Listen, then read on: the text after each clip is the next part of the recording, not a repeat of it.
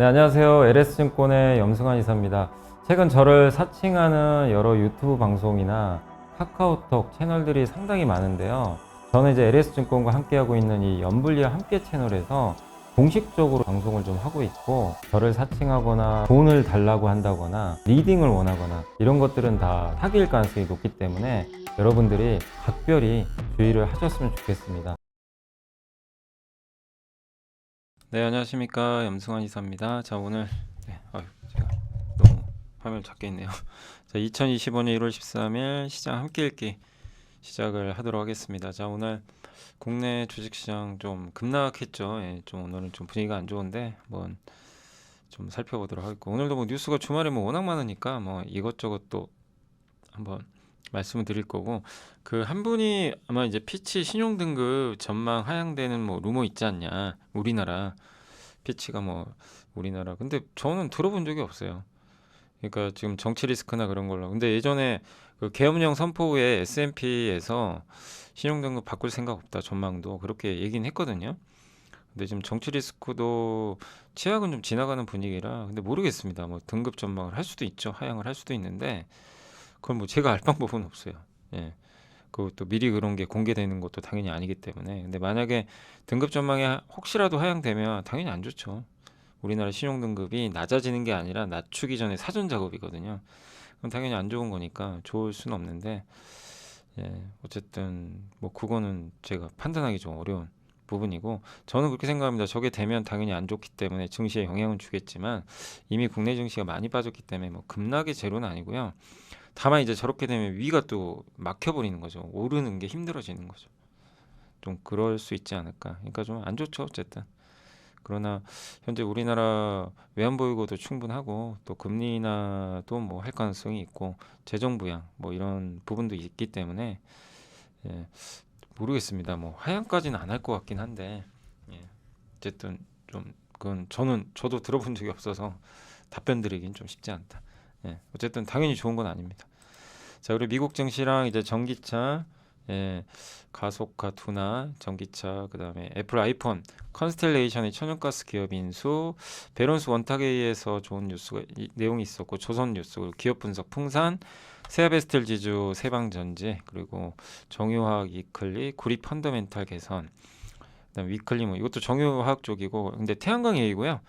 코스피 반등을 위한 이제 두 가지 조건, 또 IT 하드웨어, 밋밋한 업황송의 단기 옥석 가리기. 요건 이제 그 레저 쪽이고, 그 다음에 요거는 엔터입니다. 이제는 중국에 지독하게 엮이고 싶다. 내수 부진을 피하는 방법이 화장품 쪽이고요. 쿠팡도 뛰어든 화장품. 최근 유조선사 주가 상승의 시사점. 조선 얘기고, 다가오는 트러프 2.0의 시대. 이것도 조선 얘기입니다. 그리고 전자공시는 삼성 E&A, 대창전도 네이버 글로벌 텍스프리 금융지주. 좀 빠르게 한번 진행을 해보도록 하겠습니다. 자, 미국은 급락했고요. 예, 뭐 안 좋았습니다. 환율도 오르고 1475원까지. 그다음에 국채금리 튀고 금리 튀었고요. 고용지표가 너무 잘 나왔어요. 그래서 미국 유가는 또 올라가고, 그래서 미국 증시는 고용이 너무 좋은 게 좀 부정적으로 작용했고, 러시아 이란 원유 수출 제재한다는 전망 때문에 유가 급등했고요. TSMC 매출 호조에도 미국의 대중국 추가 반도체 수출 규제 전망에 반도체는 또 급락을 했습니다. 그래서 미국 증시 특징은, 핵심은 뭐냐면 고용이 너무 좋아요. 12월에 25만 6천 개, 지난해 3월에 31만 개 이후 최고치고, 이러면 뭐 어떻게 됩니까? 금리 더, 예, 인하하는 걸 속도를 줄이자. 그래서 예상치가 16만 개인데 지금 어쨌든 이게 금리거든요. 아니 그 고용자 수인데 증가해버렸죠. 그래서 좀 높게 나왔다. 실업률도 더 내려갔고, 임금 상승률은 좀 안정됐습니다. 그러니까 24년도에 우리가 배운 게 있다면, 미국 노동시장 함부로 예단하지 마라. 너무 견고해요. 월평균 18만 6천 개라는, 보통 10만 개만 넘어도 괜찮은데 되게 많았고, 그러다 보니까 이제 뱅크 오브 아메리카도 그렇고 올해 아예 인하 없다. 골드만삭스는 3회에서 2회 인하할 거다. 근데 비둘기파 오스탄 골수비는 한 달 데이터 갖고 호들갑 떨죠. 비둘기파니까 그렇게 얘기할 수 있죠. 네. 금리 인하 해야 된다. 이렇게 좀 강조했지만 시장은 별로 믿질 않고 있습니다. 매파들의 반격이 더 컸고요.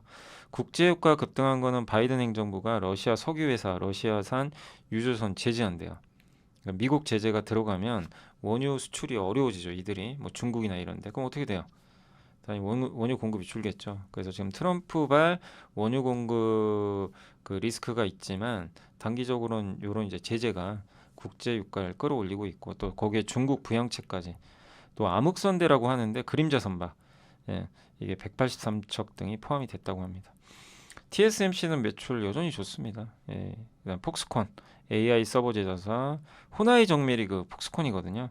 서버 매출 좋았고 마이크로소프트 저번에 한번 데이터 센터에만 800억 달러죠. 예, 이런 것들이 예, 이렇게 좀 돼 있기 때문에 어쨌든 미국 국채 금리 상승에 뉴욕생명 자산운용의 이제 윤재성 CIO는 4.7%의 미국 장기 국채. 저도 사실 이게 제가 뭐 이게 낮다 안 낮다를 떠나서 지금 미국의 금리가 워낙 오르잖아요. 그러니까 뭐 장기 국채 투자는 나쁘지 않은 것 같아요. 왜냐하면 고금리 상품이니까 미국 국채가 뭐 없어질 것도 아니고. 근데 물론 여기서 금리가 더 오르면 손해 봅니다. 당연히 가격은 떨어지죠. 채권가. 그러나 장기 투자를 한다면 결국 금리가 만약에 혹시라도 올해 어떤 이벤트 때문에 미국 국채 금리가 한 번씩 쭉 빠질 수도 있거든요. 뭔가 약간 경제 쪽에서 한 번씩 데이터가 잘못 나올 수도 있으니까. 그럼 그때 이제 국채 가격은 급등하겠죠. 금리가 빠지면서. 그럴 때 수익 실현하면 되는 거죠. 그러니까 약간 해지 차원에서 자산을 이렇게 약간 이제 다변화시킨다는 측면에서 저는 미국 국채 금리 요 상승을 바탕으로 미국 장기채 투자하는 거는 뭐 괜찮은 전략 같다. 거기에 따른 이제 ETF 지난주에 한번 소개해드렸죠. 그런 전략은 나쁘지 않다고 봅니다. 엔비디아 급락했고 뭐 반도체주 안 좋았고요. 그다음에 애플은 고밍치가 유명한 이제 애플 전문가죠. 애플 어려울 것 같다. 내년에 올해. 그 테슬라 보합 델타항공 실적 좋았고요. 양자 컴퓨팅 아이온큐는 좀 반등했습니다. 다만 리게티는 빠졌고 컨스텔레이션 에너지가 칼파인 인수한다 그래서 급등했고 이거 이따 한번 설명해 드릴게요. 월그린 부츠가 작년 최악의 기업입니다. S&P 500에서. 근데 오늘 이번에 호실적 발표로 완전 폭등해 버렸어요. 점포 폐쇄하고 1억 달러 규모 이익 증가 지키겠다. 이러면서 좀 분위기는 좋았습니다. 자, 그래서 한번 이제 말씀드렸고 그리고 주요 이슈 한번 볼게요. 1월 13일 기준. 자, 전기차 도입 3일 이제 회계 법인이죠. 여기서 이제 나온 보고서를 간단히 이제 그래프 한두 개만 따왔는데 시장 소비자들이 지불하고자 하는 가격보다 전기차 값이 너무 비싸대요. 그러니까 전체 판매량의 가격 대비를 보면 여기 4만 달러 이하가 43%나 돼요. 여기가 대중적인 차죠. 근데 수요의 2%는 8만 달러. 근데 전기차는 여기가 많아요. 8만 달러 이상. 전기차 모델이 32% 여기 있고 정작 여기가 많아야 되는데 여기는 14%밖에 안 돼요. 그러니까 이게 미스매치죠. 그럼 뭐예요? 전기차가 많이 팔려면 저가차를 빨리빨리 내놔야 돼요. 그게 올해부터 시작돼요. 그러니까 이걸 보면 지금 왜 이렇게 전기차 안 팔리는지 아시겠죠? 반대로 올해 상반기에 테슬라가 저가형 모델 내놓으니까 그게 기폭제가 될 수 있어요. 그러니까 그동안 이제 안 팔렸던 이유가 명확하게 나오는 겁니다. 그리고 이제 잠재적인 북미 전기차 구매자들은 4만 5천 달러 이하를 이게 설문조사 해보니까 또 선호를 해요. 이 전기차들이 이제 앞으로 많이 나오겠죠. 근데 주로 여기에 많이 포진돼 있다 보니까 그리고 이제 내연기관 차량보다 두세 배 빠르게 감각상각이 돼요. 전기차의 잔존 가치가. 그러니까 비싸게 사고 싶지가 않은 거예요.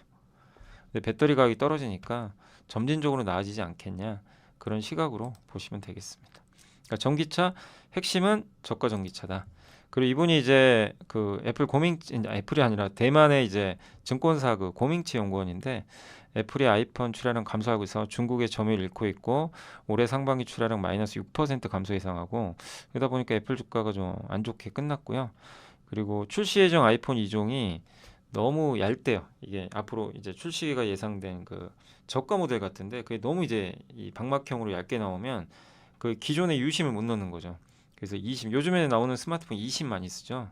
20은 뭐죠? 그냥 우리가 그 다운받는 거죠. 이게 실물이 있는 건 아니죠. 예. 그래서 아마 이런 것만 지원할 가능성이 높아서 애플 점유율 하락 불가피하지 않겠냐. 근데 애플도 이제 20 최근 모델은 지원하는데 어쨌든 좀 애플 점유율 하락 불가피하다 이런 내용이 있었고 이 두 모델은 디자인 수정하지 않으면 모멘텀 어려울 것 같다. 이런 내용입니다.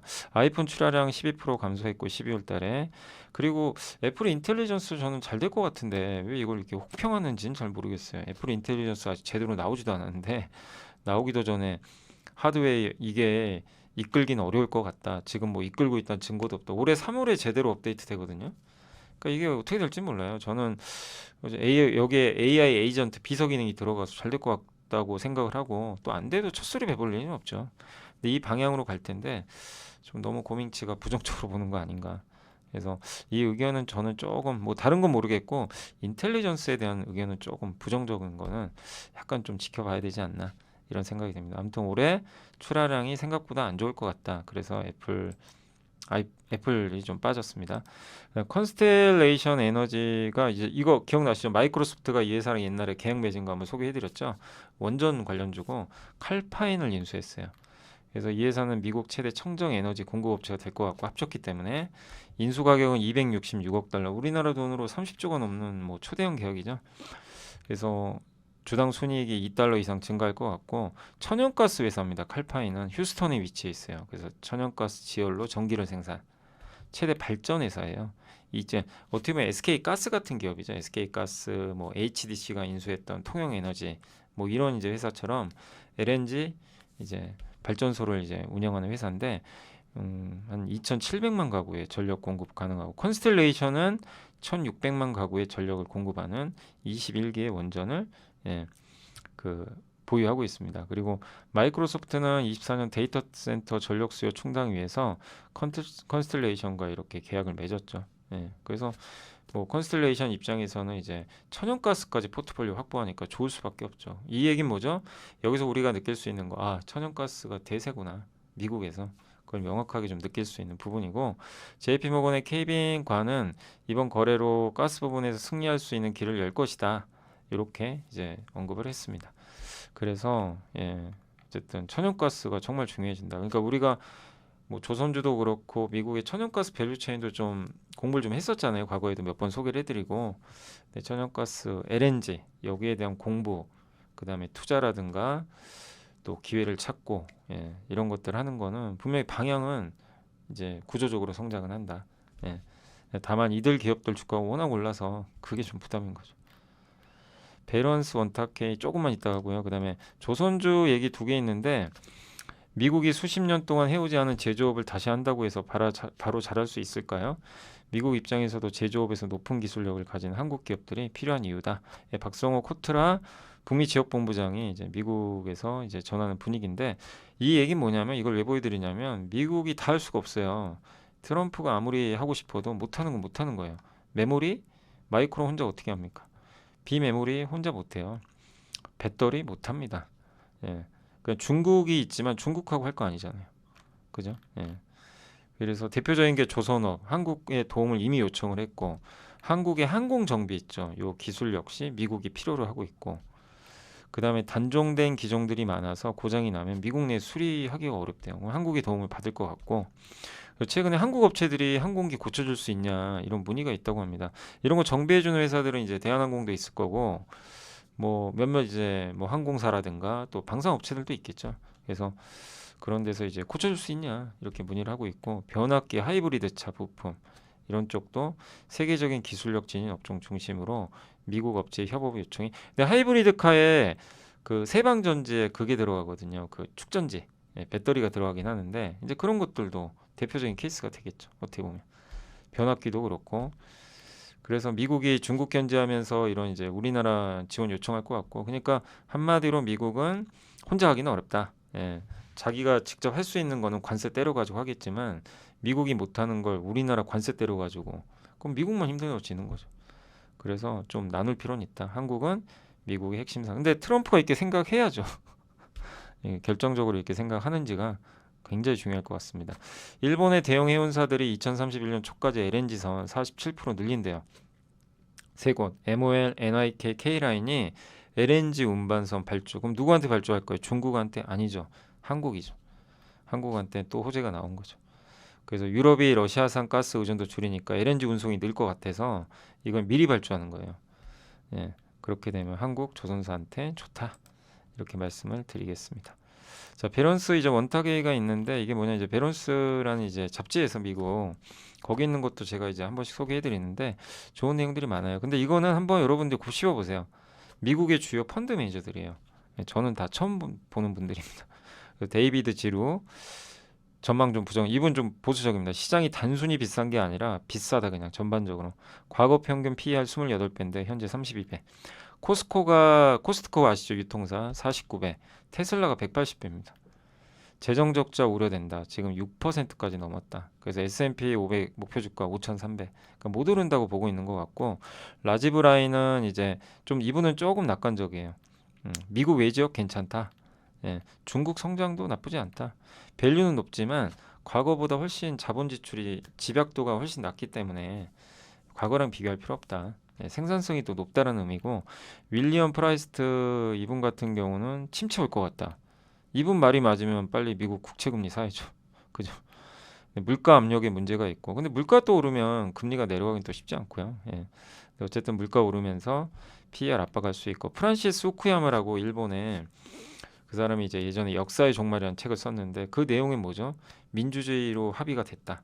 이제 민주주의로 간다. 자유무역주의 간다. 이렇게 해서 지난 20년간 자유무역주의가 이루어졌고 최대 수혜국은 중국과 한국이었죠. 근데 그게 깨졌죠. 금융위기 때. 그래서 탈세계화는 뭐죠? 안보가 더 중요해요. 그래서 비효율적이에요. 그래서 높은 가격과 공급 부족이 발생을 합니다. 제일 효율적인 게 어디예요? 중국에서 그냥 가져다 쓰면 되는데 그걸 깨버리잖아요. 그럼 일단 가격이 비싸지고 물량도 줄어요. 이거 자체가 물가 올리는 거죠. 그래도 AI가 있기 때문에 좀 긍정적이다. 그런 부정적인 걸 AI가 막아준다. 이런 내용인데 에비코잉 이분은 이제 비이성적 과열 뭐 아니 요거죠 요거. 아무도 이민에 대해 언급하지 않았다. 코로나19 팬데믹 이전. 그러니까 지금 불법 이민자 추방시키려고 그러는데 이민자가 적어지면요. 또 물가 오릅니다. 노동 공급이 줄어드니까 이것도 또 역시 좋은 게 아니죠. 예. 미국에서 과학 및 의학 분야에서 일하는 박사학위자만 65%가 이민자예요. 그걸 또 트럼프가 이제 어쨌든 이민자 불법 이민자 추방하려고 하니까 뭐 좋은 정책 아니라는 거죠. 존 W 로저스 주니어는 대형주가 비싸지만 소형 가치주 사라 이게 미국에서 지금 많이 올랐으니까. 예. 그리고 이분이 이제 경고한 게 이게 이제 약간 심리적인 건데 시장에서 최근 얼마나 많은 돈 벌었는지에 대해 이야기하는 사람들이 늘고 있는데 최근에 시카고 베어스 경기에 갔는데 자랑스러운 아버지가 아들이 마이크로 스트레지의 옵션으로 몇 달 만에 100만 달러. 그러니까 요 마이크로 스트레지티는 뭐죠? 그 비트코인 투자하는 회사죠. 그래서 엄청 올랐는데 그 옵션 샀으니 어마어마하게 올랐겠죠. 몇 달 만에 100만 달러 벌었다. 좋은 내용 아니니까 그분 입장에서는 좋은데 시장으로 보면 좋은 내용이 아니죠. 피자 배달원이 암호화폐로 얼마나 많은 돈을 벌었는지 얘기를 하고 있더라. 이런 거 보면 좀 주의해야 되는 거 아니냐. 뭐 꼭 그렇다고 빠지는 건 아닌데요. 그래서 올해 S&P 500 지수가 무려 20%나 급락할 걸로 보고 있는 것 같습니다. 토드 할스텐은 이분은 좀 낙관적이에요. S&P 500 기업들의 능력을 믿는다. 이들의 시장은 커지고 있고 해자는 더 넓어지고 관련성은 점점 더 높아지고 있다. 퍼 높아도 자본을 다 빨아들이고 있다. 수익이 증가하는 상황에서 주가가 크게 하락하기는 어렵다. 미국 경제 2에서 3% 성장률과 낮은 성장률을 보이고 낮은 실업률. 뭐 맞는 얘기죠. AI 생산성 효과 이제 시작됐고 세일즈 포스가 에이전트 포스라는 이제 그 어떻게 보면 인공지능 기능이 들어간 자동화 시스템을 출시를 했죠. 예, 이런 것들이 도움을 줄 거다. 뭐 이분 얘기도 틀린 건 아니에요. 다만 비싸긴 하지만 괜찮을 것 같다. 요 내용이고 헨리 엘렌보겐 이분은 3, 5년 단위가 아니라 AI에 대해서 굉장히 낙관적입니다. 예, 앞으로 얼마나 AI를 통해서 많은 생산성을 보여줄지 모르겠다. AI에서 우리가 보고 있는 거는 입이 떡 벌어질 정도다. 듀오링고는 실제로 AI를 활용한 언어 배우는 거예요. 그래서 듀오링고 보면은 한 여성 캐릭터가 나와요. 되게 재밌어요. 재밌는 캐릭터가 나와서 서로 주고받는 겁니다. 그래서 대화를 하는 거죠. 예. 그래서 뭐 프랑스어도 배울 수 있고 뭐 모든 언어를 다 배울 수가 있어요. 세일즈포스는 글로벌 대기업의 고객 관리 표준이죠. 네, 그리고 중견기업은 허브스팟이라는 기업이 있대요. 이 회사가 AI를 통해서 사용자에게 훨씬 더 나은 가치를 제공하고 비용 구조를 간소화시킬 수 있다. 그래서 고객 서비스 문의 중 30%를 AI로 처리시켜 버린다고 합니다. 그럼 직원들은 그 시간에 더 복잡한 문제를 푸는 거죠. 영업 및 마케팅에서 인바운드 채팅할 때 80%. 그러니까 이 핵심 뭐냐면 이런 AI를 채택한 허브스팟 같은 이런 회사의 AI를 선택한 기업은 효율성이 올라간다는 얘기예요. 그걸 도와주는 회사가 허브스팟. 대형 회사는 세일즈포스.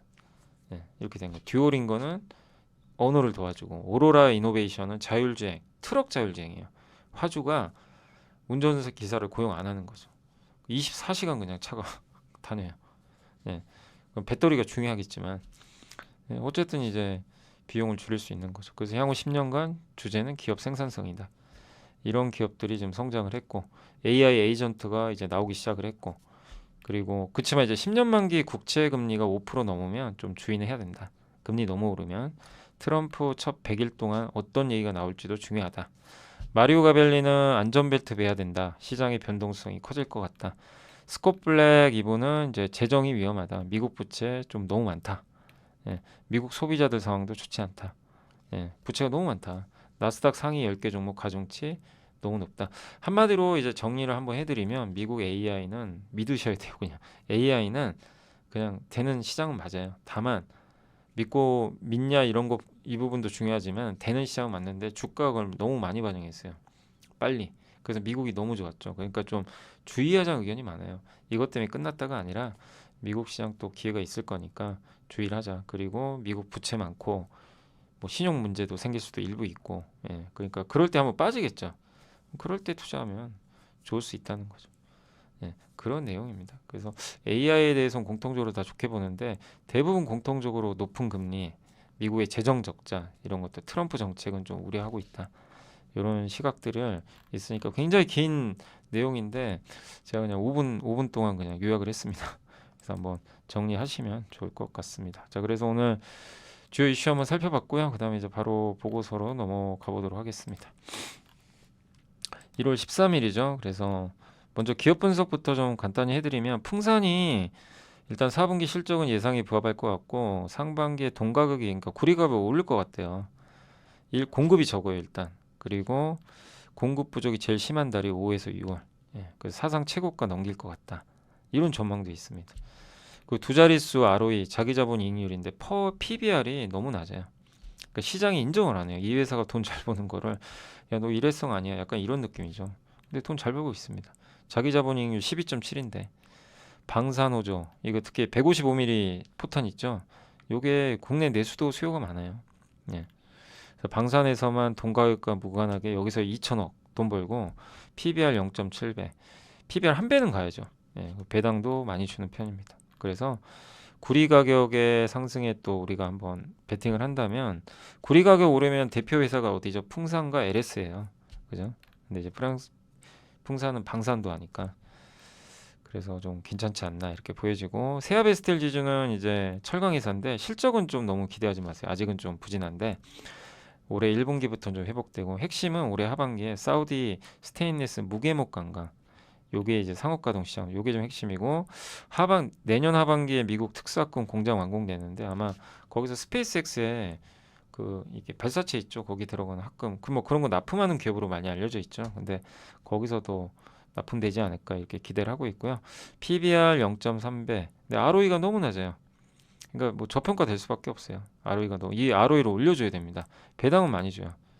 그래서 이 회사는 뭐 배당을 적게 주는 건 아니기 때문에 ROE를 무조건 올려야 되면 올리려면 이익을 많이 내야죠. 그 방법밖에 없어요. 그래서 주가 하방은 되게 단단한데 오르기 위해선 이익 증가가 좀 필요한 것 같습니다. 아니면 배당을 엄청 더 주든가. 요런 거 만들어요. 지주. 예, 세아베스타 특수강. 이게 무게목 관관입니다. 예, 국내에서 유일하게 이제 일괄 생산 체계를 갖고 있고 예, 그냥 속이 뻥 뚫려 있죠. 그래서 형상이 원형 각형으로 내부가 비어 있는 거고요. 이게 석유화학 발전소, 열 교환기 이런 거, 이런 데 들어가는 이제 그 철강 제품이라고 보시면 돼요. 그래서 사우디 아람코와 이제 합작해서 만들어서 올해 하반기에 완공 예정이고 이게 완공되면 한 400억 정도 이익을 낼 것 같습니다. 요겁니다. 요런 것들이 이제 들어가는 거예요. 무게목 관관. 그래서 배당 수익률 낮지만 이제 핵심은 이거예요. ROE를 반드시 높이는 그 매출 성장이 나와야 된다. 예, 그래서 지금 주가는 부담 없어서 뭐 괜찮은데요. 예, 본격적인 상승까지는 이제 그 부분이 확인돼야 되겠죠.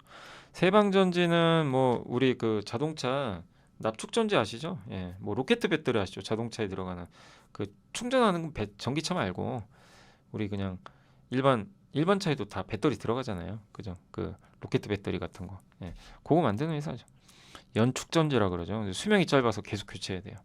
로켓 배터리로 BMW 뭐 이런데 현대차, 기아에도 공급하고 있고 국내 1등 업체고. 근데 요즘에 AGM 배터리가 정말 중요한 게 이게 핵심인 게 AGM 배터리는 뭐냐면 여러분들 요새 차가 운전하시다가 이렇게 멈추면 요즘 나온 차는 어떻게 돼 있죠?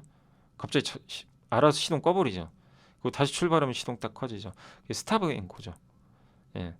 그래서 그게 이제 요즘에 필수로 거의 탑재가 많이 돼 있는데 거기 들어가는 배터리가 AGM 배터리예요. 그래서 원래 군용으로 했다가 이제 차량용으로 요즘에 수요가 많은데 요게 AGM 배터리고요. 요게 단가가 일반 배터리 83,500원인데 14만 원 엄청 비쌉니다. 요게 많아지겠죠. 근데 하이브리드 카인 다 들어가요.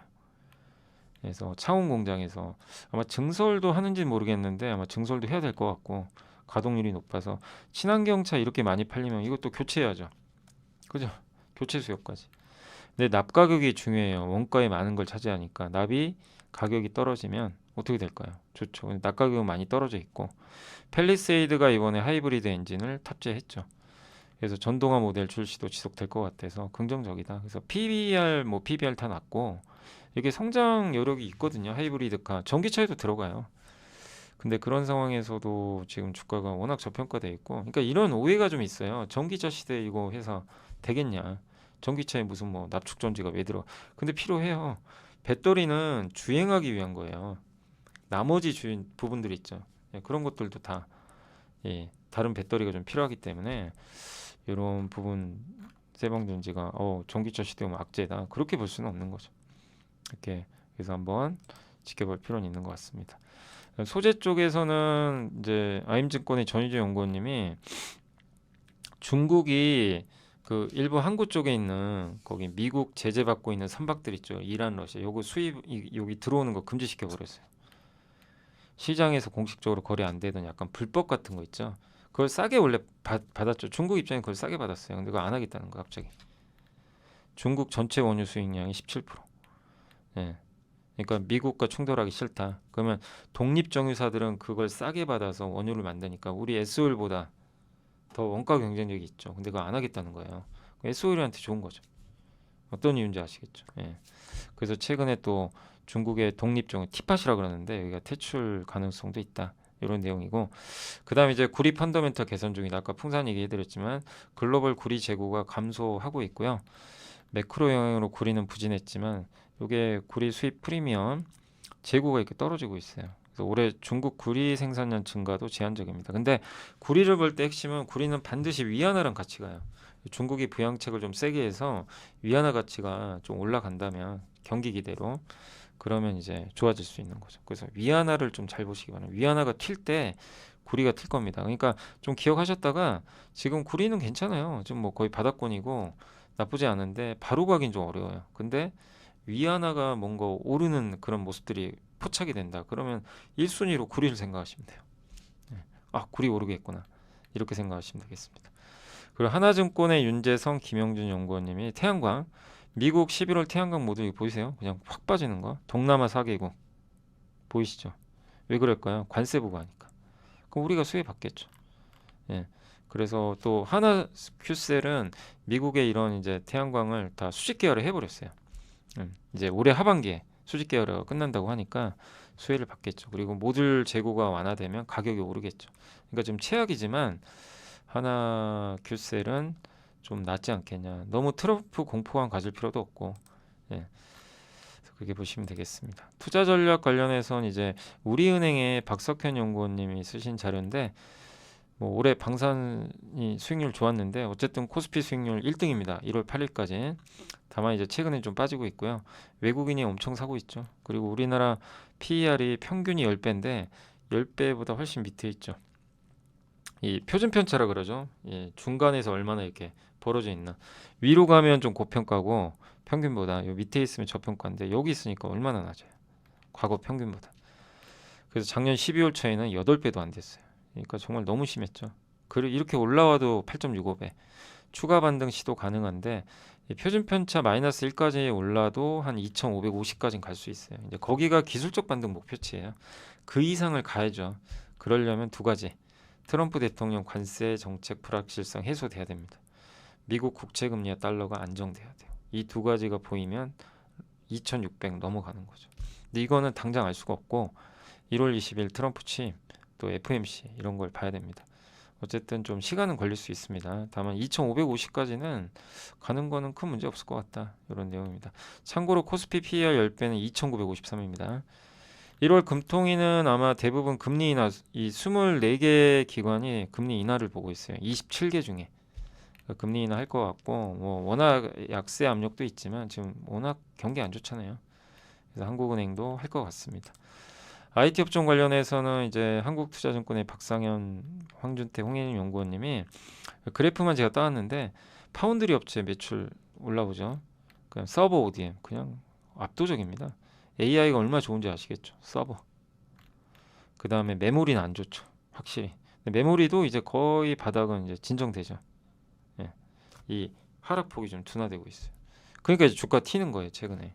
바닥은 찍은 것 같다. 이런 느낌. 나냐 PCB는 전통 PCB입니다. 그러니까 PC나 스마트폰. 근데 여기가 그 월별 매출의 증감률이 돌리고 있죠. 증감률. 예. 파란색성. 그 얘기는 뭐죠? 아, 전통 레거시도 이제 나쁘지 않겠구나. 폭스콘 여전히 좋고요. 여기는 AI 쪽. 그래서 예. 이런 거 보면 최근에 반도체, 레거시 뭐 이런 전통이 좀 올라가는 건 대만 기업들의 실적만 봐도 좀 알 수 있을 것 같습니다. 레저는 이제 카지노 쪽인데 처음에 이제 업황은 별로 밋밋해요. 근데 밸류업이 포인트면 GK라고 강원랜드 주목하자. 강원랜드는 배당만 6.1% 정도 나올 것 같아요. 그리고 GK는 올해 10월에 그 경주에서 에이펙 정상회담 열리니까 시진핑 오겠죠. 그러면 중국인들 많이 올 거고. 그리고 현금이 되게 많아요 지금. 순현금이 4천억인데 계속 쌓이는데 투자를 안 하니까. 주주환원 하지 않겠냐. 공기업이고. 그래서 한번 기대를 해보자. 그런 내용입니다. 그리고 엔터 쪽은 이제 하나투자증권의 박수영 연구원님이 중국에 기대보자. 문화여행 레저 분야의 소비 진작을 특히 강조했는데 중국이 지금 최근에 중국이 뭐라고 했냐면 중국 정부가 소비 부양하기 위해서 해외 아티스트 중국 본토 콘서트 개최 카드를 생각하고 있대요. 카니 웨스트 이분 좀 논란은 있지만 어쨌든 하이커 우시에서 콘서트를 열었고 이 사람이 이제 에드 시런 영국의 이제 그 이제 가수로 알려져 있죠. 25년 공연 예정이 있고요. 그 다음에 지금 결정된 건 아니고 루머예요. 테일러 스위프트에게 콘서트 좀 해달라 러브콜 보내고 있대요. 그러면 중국으로 많이들 오겠죠. 그래서 이걸 통해서 관광 수입 늘리려는 의도입니다. 그래서 저렇게 되면 우리나라 뭐죠 아티스트도 하겠죠. 그래서 상당히 중요한 거죠. 저게 저런 콘서트가 열릴지 계속 외국인 카지노 사업은 이제 중국과 밀접한데 일본 VIP들이 있기 때문에 중국인 없어도 좀 회복은 좀 어느 정도 됐는데 핵심은 중국이죠. 근데 요즘에 마카오랑 좀 연동은 많이 되지만 너무 그렇게까지 볼 필요 없다. 또 제주도는 중국인 무비자 입국 가능하니까 그래서 좀 방향은 긍정적이지 않겠냐. 그러니까 한마디로 저기 뭐 GKL도 좀 긍정적으로 지금 바라보자 이런 내용인 것 같습니다. 그리고 화장품은 이제 박종대 연구원님이 브랜드 업체들 중에서는 VT가 제일 좋대요. 내수 비중이 어쨌든 별 높지가 않아요. 해외 비중이 높을수록 좋습니다. 근데 클리오가 좀 단점이 내수가 많대요. 그러니까 지금 내수 쪽은 그렇게 썩 좋지 않죠. 국내 내수는. ODM은 코스맥스가 제일 좋고 펌텍코리아 이런 순인데 다만 펌텍은 요새 주가 많이 올라서 적정 주가 도달을 했대요. 그래서 오히려 지금은 코스맥스가 좀 낫다. 코스맥스가 실적이 제일 좋을 것 같다. 예, 이런 내용입니다. 그래서 매출 성장 좀 꾸준히 나오지 않겠냐. 예. 또 유통업체는 실리콘2가 4분기에 견조한 실적을 낼 것 같고 국내 비중이 얼마 안 되죠. 투자 전략은 펌텍코리안 적정 주가 도달, 코스맥스 실리콘2는 비중 확대하자 이런 내용입니다. 근데 펌텍코리아 나쁘다가 아니라 좀 이제 어느 정도 레벨을 올라왔기 때문에 조금 지켜보자 이런 내용 같아요. 그리고 화장품 업종의 환율 효과는 별로 의미가 없대요. 예.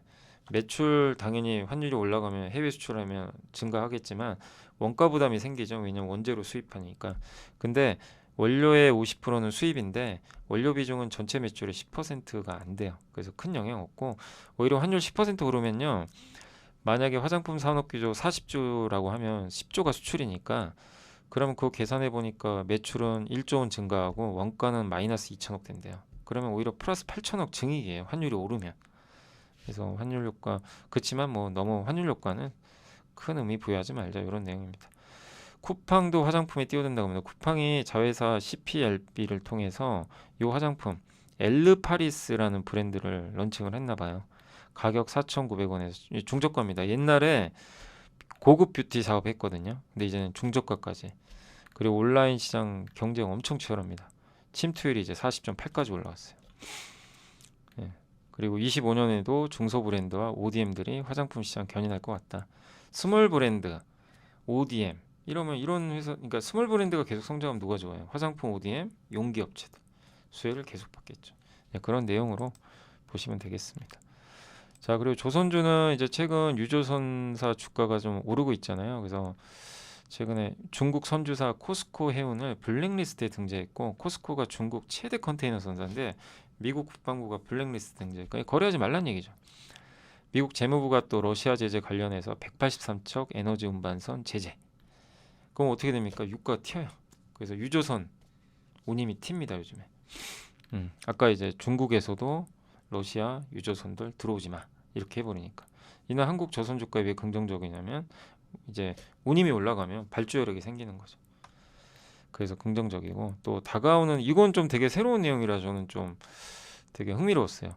국방부 넘버 3가 이 사람이래요. 엘브리치 콜비래요. 이 사람을 주목하래요. 과거 1기 때 국방부 차관부를 역임했고 국가 방위 전략 수립했던 사람이고, 그 다음에 트럼프 2기에 미 국방부의 실질적 군사 전략을 담당할 것 같대요, 이 사람이. 근데 작년에 아시아 퍼스트 저서를 냈대요. 그 저서에 답이 많이 나와 있어요. 뭐냐면 대중국 견제 노선 계속 유지한다. 미국은 동맹을 중요시한다. 다만 동맹국들이 더 투자를 해라. 그리고 군사력이 진짜 중요하다. 힘에 의한 균형이 더 필요하다. 미국이 집중할 지역은 유럽과 사우디 같은 데가 아니래요. 아시아에 집중해야 된다. 중국이 전쟁 일으킬 가능성이 높대요. 그래서 중국을 거기다 묶어놔야 된대요. 그래서 한눈 팔면 안 된다. 예, 미중 경쟁은 과거 미소 냉전이 아니고 지금은 이념 대립이 아니거든요. 그리고 중국은 스스로 몰락하지 않아요. 그래서 미국 일강 시대 끝났고 한국과 일본을 통해서 같이 동맹국가 패권 연합을 구축하자. 그래서 동맹국들도 미국에 너무 의지하지 말고 스스로 또 GDP 늘려라. 방위비. 그래서 일본이 3%까지 끌어올리는 게 바람직하다. 이러면 이제 일본, 그래서 방산업체들 주가 많이 올랐죠. 그래서 모든 무기 조달을 미국에서 하는 거 어렵다. 예. 그리고 일본과 한국의 조선솔 경영. 여기서 전쟁이 나면 결국 배로 싸울 가능성이 높죠. 그래서 아시아로 힘이 집중되고, 그럼 트럼프가 이미 수차례 한국과 조선 분야 협력 강조했고, 그래서 방산 쪽도 이제 유럽, 원래 유럽 위주였잖아요. 유럽, 중동, 아태인데 이제 아태 중심으로 변할 수 있다. 그럼 여기에 아태 쪽의 핵심 중에 하나가 조선이죠. 군함. 그 미국 함정 MRO 협력 기대. 이거 한국이 해줄 수 있는 거죠. 근데 대통령이, 미국 대통령이 국가 안보에 부합한다고, 이익에 부합한다고 하면은 해외에서 미군 함정을 짓게 할 수도 있어요. 그 우리나라에서 미국 군함을 만들 수도 있는 거죠. 뭐 그게 불가능한 건 아니라고 합니다. 그러니까 이런 부분도 한번 염두에 두시면 또 좋을 것 같습니다. 그래서 이렇게 한번 먼저 좀 말씀을 드리겠습니다. 공시는 이제 좀 공시 한번 볼게요. 자, 이제 공시죠, 공시. 예. 1월 10일. 그 지난 금요일은 공시가 좀 많았고요. 삼성 E&A가 말레이시아 뉴 바이오 파이너리, 그러니까 바이오, 정유 시설이라고 보시면 되겠는데, 이 바이오 항공유 중에 이제 바이오 그 원료를, 이제 바이오 연료를 넣은 항공유가 있는데 그거 생산하는 정유 시설이라고 보시면 될 것 같아요. 그래서 그거 8,176억짜리 공급 계약을 이제 맺었습니다. 건설해 주기로 했고요. 여기 지속 가능 항공유 SAF라 그러죠. 이게 좀 단가가 비싼 건데 좀 친환경적인 연료유라고 보시면 되겠습니다. 그래서 앞으로 요거를 의무적으로 써야 돼요, 향후에는 항공사들이. 그래서 요거를 이제 말레이시아에서도 또 사업을 지금 하고 있는 편인데 이번에 요 사업권을 좀 따냈다라고 보시면 되겠습니다. 그리고 대창단조는 이제 굴삭기 하부 부품 만드는 그런 회사로 좀 알려져 있는데, 여기 그 박권일 대표가 장내 매수를 했고요. 2만 주 정도. 그리고 매수 단가는 4,983원. 요새 좀 주가 안 좋죠. 근데 그 어쨌든 인프라 투자가 좀 많이 이어져야 되는데, 우크라이나 재건 이슈가 있다면 좀 수혜를 받을 수 있고, 그리고 PER 5배로 주가는 좀 저렴한데 뭔가 이제 위를 열 수 있는 모멘텀이 아직은 없어요. 그러다 보니까 조금 부진한 상황입니다. 네이버는 이번에 그 블랙락에서 지분을 1.02% 추가해서 6.05%좀 추가 지분 확보가 있었습니다. 그리고 글로벌 텍스프리도 이번에 VIP 자산운용 아시죠? 여기서 또 1점 계속 지금 지분 늘리더라고요. 그래서 그때 한 몇 주 전에도 VIP 자산운용이 지분 늘렸는데 또 늘렸습니다. 그래서 국내 1위 사업자고 태국 시장 아마 진출할 것 같고, 이 프랑스 사업 정지 이슈로 좀 안 좋았는데 어쨌든 국내 가맹점 수도 많고, 결국 핵심 뭐죠? 중국인이 많이 와야 돼. 이게 입국자 수, 그죠? 관광객 수, 밑에가 중국인, 이들이 많이 들어온다면 긍정적이죠. 숫자는 좋아요. 예. 그래서 정부가 또 중국 단체 관광의 무비자 시험 시행 검토 중이고, 올해 10월에 경주 에이펙 정상회담 열린다면 좀 수혜를 받을 것 같습니다. 그리고 마지막으로 금융지주 3사 KB, 하나금융, JB금융을 또 캐피탈그룹이 각각 이렇게 지분 추가를 또 취득했어요. 그래서 예상 배당 수익, 원래 그 여러분들이 이제 은행할 때는 대부분 배당 보고 하는 거니까, 그래서 KB는 조금 배당 수익률이 낮고 하나금융지주가 6.36%로 가장 높다라고 보시면 좀 좋을 것 같습니다. 자, 그래서 이제 오늘 그 주요 이슈나 공시까지는 제가 한번 더 정리를 해드렸습니다. 네, 자 이제 장이 끝났고요. 저 오늘은 좀 급락했습니다. 미국의 금리 충격, 고용이 너무 좋은 게 오늘 좀 분위기를 나쁘게 만들었고, 단기에 또 좀 올랐죠. 그래서 차익 매물까지 조금 겹쳤던 것 같습니다. 그래서 오늘 좀 국내 정신 좀 빠졌고요. 외국인이 지금 8,755억이나 팔아버렸어요. 그러니까 또 하루 만에, 그러니까 정말 외국인도 뭐 요새는 그냥 그 중간이 없어요. 뭐 사면 엄청나게 사고, 며칠 전에 7천억 사더니 하루에 8천억이 뭡니까? 뭐 망합니까? 예. 미국 경기 좋다는 건데 금리가 오르니까 또 하루 만에 저렇게 팔았고, 연기금은 계속 방어하고 있습니다. 근데 외국인이 저렇게 팔면 그날은 뭐 답이 없죠. 네. 그래서 그게 좀 아쉬웠고, 다만 오늘은 이제 전력 설비, 전기 이런 쪽이 또 난리가 났어요. 네. 미국의 에너지, 전력 수요가 많기 때문에 또 공기청정기 쪽도 오늘 좀 올랐고, 골판지, 리모델링, 뭐 원전주, 컨스텔레이션의 뭐 그런 이슈도 있었고, 그리고 항공기 부품도 오늘 좀 좋았던 것 같습니다. 그리고 정유주, 요즘에 SO일도 조금씩 올라오고 있고, 인터넷은 좀 강보합이 끝났고요. 미용 의료기기도 오늘 오랜만에, 요즘에 좀 원택도 좀 살아나죠. 뭐 최악은 좀 지나간 것 같고요. 그리고 전기차 화재 방지, 뭐 왜냐면 이제 LA에 또 산불 나가지고 아마 그게 좀 테마가 되는 것 같긴 한데 관련이 있는지는 잘 모르겠네요. 미국 화재인데 뭐 우리나라 기업들이 관계가 있을지는 좀, 그건 좀 약간 그렇습니다. 아무튼 항공주는 뭐 크게 변동은 없었고요. 네. 다만 오늘은 좀 많이 빠졌고, 양자암호가 연일 충격받고 있고, 그다음에 반도체 오늘 급락했습니다. 하이닉스가 좀 많이 빠졌습니다. 최근에 좀 올랐었죠. 그러다 보니까 뭐 반도체 빠지니 뭐 다 빠져버리죠, 그냥. 반도체 요새 테크윙도 엄청 올랐죠. 그 단기간, 그때 그날 아직도 기억이 나요. 그날 이제 그 뭐 올해 좀 그 테크윙 뭐였죠? 그 그러니까 납품하는 그 큐브 프로브라는 그게 좀 줄 거다, 그런 얘기들이 좀 있어서 막 주가가 엄청 안 좋았는데 최근에 어쨌든 올라왔다가, 그죠, 이제 여기였죠. 요 날이에요. 기억납니다. 그때가. 근데 오히려 그때가 바닥이었죠. 사실 이제 악재가 확인된 날. 그리고 이제 주가 또 단기에 많이 올랐고, 근데 여기까지 가긴 쉽진 않아요. 단기적으로. 그래서 또 한번 충격을 받았고, 뭐 끝난 건 아닌데 전체적으로 저렇게 이제 올랐던 HBM 주들이 일단 오늘 한 방 맞아버린 그런 상황입니다. 그리고 IT가 그래서 안 좋았어요. IT 대부분 안 좋았습니다. 뭐 폴더블폰 관련주, 아이폰 관련주. 오늘은 조선주도 좀 빠졌습니다. 단기에 워낙 많이 또 올랐었고요. 뭐 정말 많이 올랐습니다. 특히 현대중공업이 정말 가열차게 올랐어요. 예. 그러다 보니까 이제 오늘은 좀 쉬어가는, 주가도 뭐 싼 편은 아니고요. 건설주도 오늘은 좀 부진했습니다. 뭐 4분기 실적은 그렇게 썩 좋지 않다라는 분석이 있고, 반도체, MLCC, 뭐 바이오도 오늘 좀 안 좋았고요. 네, 조선기자재, 뭐 2차전지까지 오늘 한국을 대표하는 업종들은 대부분 이렇게 좀 부진했던 상황을 보였습니다. 오늘 보면 뭐 삼성전자, 하이닉스, 뭐 삼성전자 우선주, 메리츠금융은 또 급등했고, 방산주 좋았고요. 조선주 좀 쉬었고, 그리고 한미반도체 좀 빠졌고 삼성중공업 많이 오른 기업들입니다. 단기간에. 유리기판도 조금 조심할 필요는 있어요. 그리고 LG디스플레이가 오늘 좀 빠졌고 넷마블도 오늘 좀 빠졌습니다. 네. 하락 종목이 많은데 그나마 이제 삼성바이오, 메리츠금융, 일부 이제 방산주가 좋았습니다. 반면 코스닥은 바이오가 오늘 급락했고요. 알테오젠 빠졌고 레인보우 로보틱스, 로봇준 여전히 좋아요. 예, 로봇주가 오늘 그 TNL이 수출 지표가 잘 나온 것 같더라. TNL이 그동안 좀 부진했잖아요. 수출 아마존 랭킹 항상 상위했는데도 주가 안 가더라고요. 근데 오늘 무려 16%한 방에 급등해 버렸고, 그다음에 이제 하이젠 RNA 뭐 요것도 뒤늦게 들어가시면 안 됩니다. 요거 단기간에 워낙 많이 올라서 저도 이제 로봇 공부를 뭐 지난주에 로봇 공부한 거 한번 좀 보여드렸잖아요. 자료 한번 소개해드렸는데 핵심은 여기죠. 관절, 액추에이터. 이제 그거 만드는 회사가 하이젠 RNA이고 사람들이 이제 알죠. 액추에이터가 저게 찐이다. 휴머노이드. 그러니까 이제 절로 붙어버린 거예요.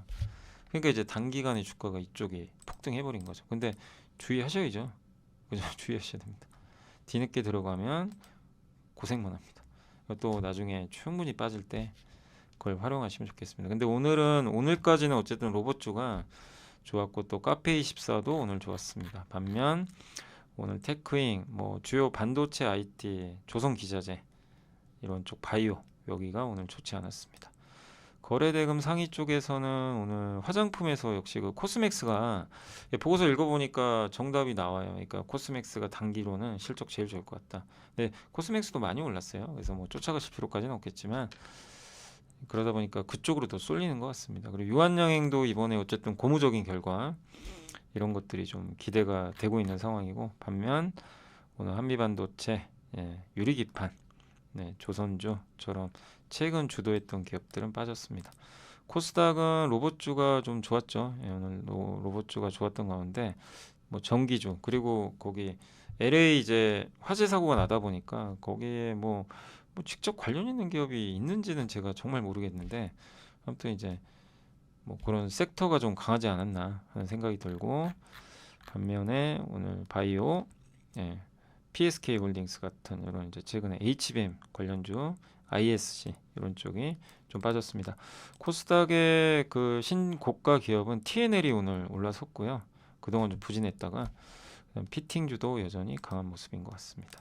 그래서 이제 한번 이렇게 정리해드리면 되겠고 한마디로 IT, 바이오, 2차전지 신이 장은 빠지죠. 당연히 외국인이 많이 팔고 근데 이 상황에서 장은 안 무너진 거예요. 왜냐 로봇주도 있고 방산주도 있고 뭐 실적 좋다는 기업은 움직여 버려요. 그러니까 시장이 그냥 무너진 건 아니에요. 단기에 올랐는데 좀 미국의 고용 지표가 너무 좋으니까 좀 한국한테는 이게 불편한 거죠. 금리 때문에. 그래서 반드시 금리와 달러가 좀 꺾여줘야 돼요. 그래야 한 단계 더 레벨업 되는데 그게 안 보입니다. 그러니까 이제 시장에선 그거죠. 야 2,550 이상은 안 돼. 여기서 일단 쉬어. 그리고 좀 트럼프 보고 대응하자.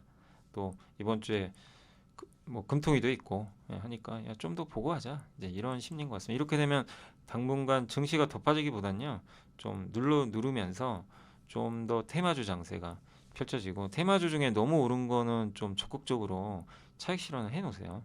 그리고 지금은 오히려 밑으로 빠질 때는 대형주나 소외받은 저평가주들 있죠. 이런 거를 저는 선택할 때가 아닌가라고 좀 보고 있습니다. 그리고 한 가지 뭐 이거는 제가 홍보하는 건 아니고 제가 주말에 이제 그 보다 보니까 또 자료를 만들다가 생각했던 것 중에 하나가 아니 저번 주 월요일 날 기억나세요? 저번 주 화요일 날 소개해드렸죠. 코웨이 설명드렸죠. 코웨이가 주주 환원한다. 그래서 배당 수익률도 많을 것 같다. 그래서 상당히 좀 긍정적으로 분석을 한번 해드렸는데 홈페이지 한번 들어가 보시면 이런 기업이 많아져야 돼요. 뭐 어쨌든 여기 한번 보시면 회사 소개 한번 들어가시면 여기 어디 갔나요? 이노베이션 투자 정보. 여기 회사 IR 있죠. 여기에 주주서원을 보냈더라고요. 이거 한번 읽어보세요. 이제 앞으로 우리나라 기업들도 이렇게 해야 돼요. 코웨이처럼 해야 됩니다. 주주서원에 지난 거의 10년간 어떻게 사업을 했고 어떤 이유 때문에 좀 배당이 좀 축소됐고 막 회사가 힘들었고 근데 그걸 극복하고 돈을 벌기 시작했고 점유율이 많이 올라갔고 그리고 이제부터 24년부터 본격적으로 주주환원 늘리겠다. 원래 주주환원 20% 하거든요. 40%까지 늘린다고 했어요. 그 이유를 정확히 써줬어요. 그러니까 저는 이런 건 너무 좋다고 생각합니다. 예, 이런 거를 여기 나중에 한번 읽어보세요.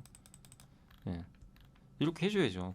주주들한테 명확하게 2015년, 19년 힘들었습니다. 그때는 그때 주주환원 잘했거든요. 근데 회사 좀 힘들었어요. 뭐 투자도 부재했고, 근데 지난 2020년, 24년 동안 투자를 많이 했고, 약간 줄였죠 주주환원을. 그렇지만 그걸 통해서 회사가 한 단계 올라왔어요. 그래서 이제 다시 돌려주겠대요 주주들한테. 예, 이렇게 돼야죠. 이게 선순환 구조죠. 회사가 힘들 땐 주주환원 못하죠. 그렇지만 거기서 머무르는 게 아니라 다시 한번 투자를 통해서 성장을 도모했고 그 결실이 나오니까 앞으로 또 3년 동안 주주환원 늘리겠다는 거예요. 20%에서 40%까지. 그럼 이제 연간 순이익을 추정해 보니까 저번 주 화요일 날도 한번 제가 자료 보여드렸지만 주주환원 수익률이 5%가 넘어요. 은행 이자보다 낮죠. 그리고 금리 떨어지면 코웨이 좋죠. 주가도 싸고. 예. 뭐 여러분들 매달 그러니까 약간 통신주 같은 회사죠. 매달 현금 주잖아요. 저도 쓰고 있어요 사실. 제가 써서가 아니라 이런 또 IR 자료실 여기 있잖아요. 여기 들어가시면 제가 새삼 저도 이게 보니까 스크립트까지 있더라고요. 미국처럼 이런 기업이 없어요. 한국에 거의. 주주 그 실적 발표할 때 그 직접 관계자가 나와서 멘트 하잖아요. 그거 스크립트. 예, 원고입니다. 이거 제공하는 회사는 우리나라에 거의 없거든요. 미국은 다 제공해요. 근데 이렇게 바뀌어야죠. 그러니까 이런 회사가 많아져야 됩니다. 그래서 한번 말씀드리는 거예요. 그래서 이런 회사들이 점점 많아졌으면 하는 생각에 또 방송에서도 설명을 해드리는 겁니다. 그래서 코웨이 같은 기업들이 어쨌든 예, 이렇게 주주 가치를 좀 위하고 있으니까 이런 부분들은 이게 확산되기를 저는 좀 바랍니다. 다른 기업들도. 그래서 다른 기업들도 좀 따라 했으면 좋은 건 따라해야죠. 그렇게 꼭 해주기를 바라는 마음에서 오늘 방송을 마감을 하도록 하겠습니다. 자, 오늘 방송 여기서 마무리하겠고요. 저는 또 내일 찾아뵙겠습니다. 감사합니다.